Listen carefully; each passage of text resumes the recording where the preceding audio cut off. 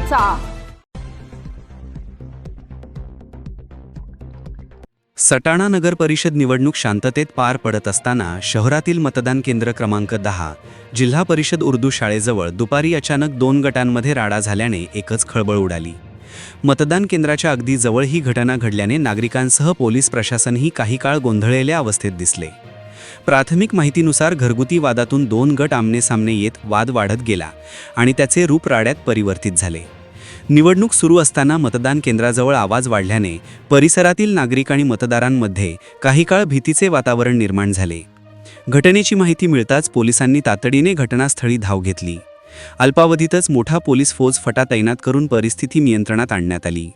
राडा करणाऱ्या संबंधितांना ताबडतोब मतदान केंद्राच्या परिसरातून हटवण्यात आले। या प्रकरणातील काही व्यक्तींनी पोलीस स्टेशनमध्येही धाव घेतल्याची माहिती समोर आली आहे। यावेळी मतदान केंद्राजवळ असणाऱ्या एका उमेदवाराचा बूथ पोलिसांनी नियमांचे उल्लंघन झाल्यामुळे तत्काळ हटवला। यानंतर मतदान केंद्र परिसरात तगडा बंदोबस्त ठेवत पोलिसांनी शिस्त राखण्यावर भर दिला। पोलीस दलाच्या तातडीच्या कारवाईमुळे पुढील कोणताही अनुचित प्रकार घडला नाही।